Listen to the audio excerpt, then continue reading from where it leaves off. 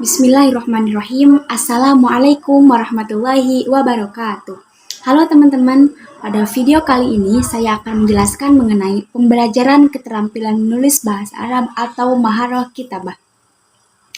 Pada pembahasan kali ini ada beberapa subtema teman-teman. Yang pertama yaitu mengenai hakikat pembelajaran keterampilan menulis bahasa Arab. Apa hakikat dari pembelajaran keterampilan menulis bahasa Arab?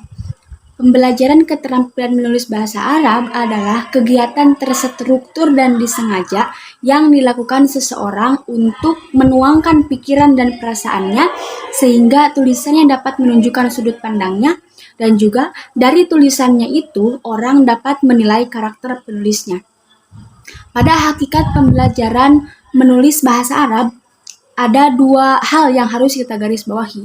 Yang pertama, menulis itu untuk menuangkan pikiran dan perasaan sehingga tulisan yang dihasilkan tersebut dapat menunjukkan sudut pandangnya. Maksud sudut pandang di sini sudut pandang penulis. Dan yang kedua yaitu dari tulisannya tersebut, dari tulisan yang ditulis oleh seseorang tersebut, orang lain dapat menilai bagaimana karakter penulisnya. Selanjutnya yaitu tujuan pembelajaran keterampilan menulis bahasa Arab adalah agar siswa mampu menulis huruf Arab dan mengetahui hubungan antara bentuk huruf dan pengucapannya, kemudian dapat membedakan bentuk huruf ketika berada di awal, di tengah, dan juga di akhir, dan agar siswa mampu menulis dengan salah satu jenis khot, baik itu khot naskhi maupun khot rik'ah. Yang selanjutnya adalah agar siswa mampu menulis kata dengan huruf bersambung ataupun terpisah. Dan juga agar siswa dapat menulis huruf Arab dengan jelas dan benar, agar siswa mampu terampil menulis Arab dari kanan ke kiri. Nah, masih banyak teman-teman tujuan dari adanya pembelajaran menulis bahasa Arab. Kemudian, agar siswa mampu mengetahui tanda baca, baik simbolnya maupun fungsi dari tanda baca tersebut. Dan juga agar siswa mampu menuangkan ide secara tertulis dengan tata kalimat bahasa Arab yang tepat. Agar siswa mampu menggunakan gaya bahasa sesuai konteks serta dapat menulis dengan lancar, jelas, dan benar. Kemudian, agar siswa mampu mengetahui kaidah dasar imla dan menerapkannya. Dan menuangkan ide secara tertulis dengan kosakata dan struktur kalimat yang benar. Dan juga yang terakhir adalah agar siswa mampu menuangkan ide secara tertulis dengan menggunakan aturan gramatika bahasa Arab.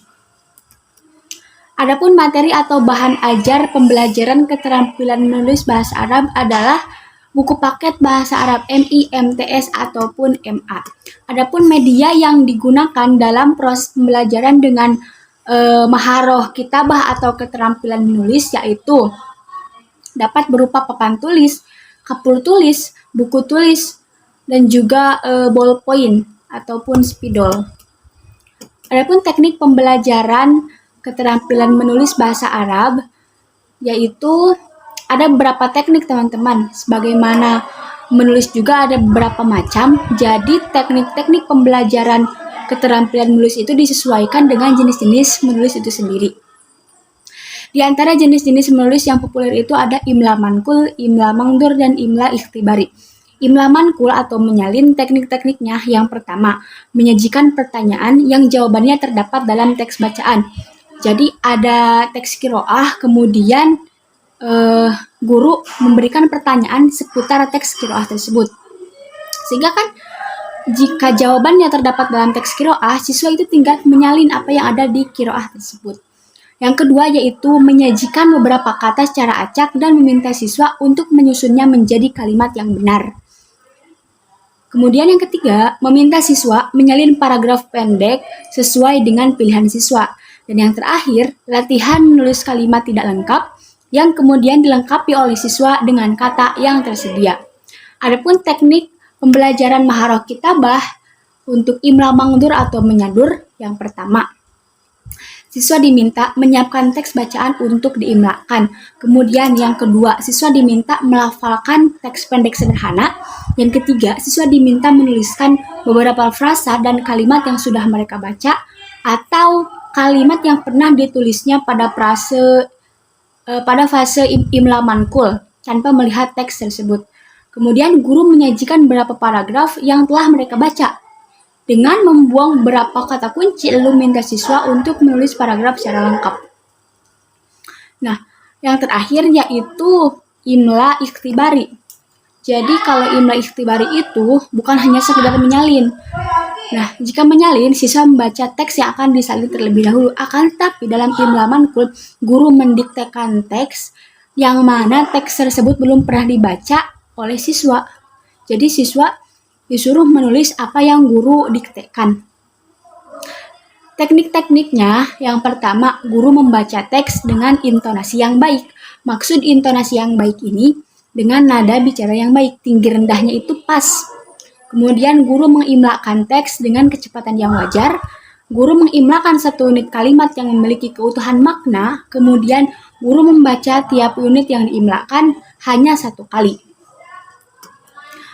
Dan juga dalam imla ikhtibari, guru jangan menuruti keinginan sebagian siswa untuk mengulangi ucapan kalimat yang diimlakan.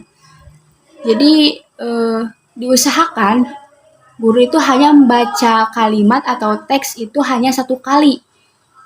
Misalnya ketika guru selesai membaca satu kali, kemudian ada siswa yang minta, tolong Bu ulangi atau tolong Pak ulangi gitu kalimatnya. Guru jangan menuruti keinginan sebagian siswa untuk terus mengulangi karena mereka itu kan sedang latihan.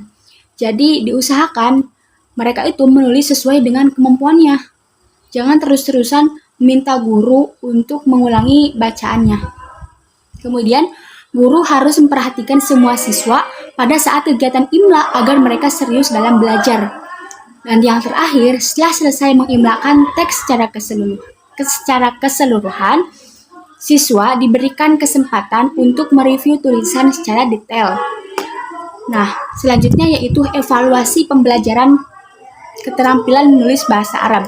Kenapa dalam setiap pembelajaran itu harus ada evaluasinya? Tujuannya untuk apa? Tujuannya adalah agar guru itu mengetahui sejauh mana kemampuan siswa terhadap materi yang telah diajarkan. Nah, adapun evaluasi pembelajaran keterampilan menulis bagi menjadi dua. Nah, karena menulis itu ada dua jenis. Yang pertama ada rasam al-huruf atau menulis huruf, hanya sekedar menulis apa yang ada dalam bacaan misalnya.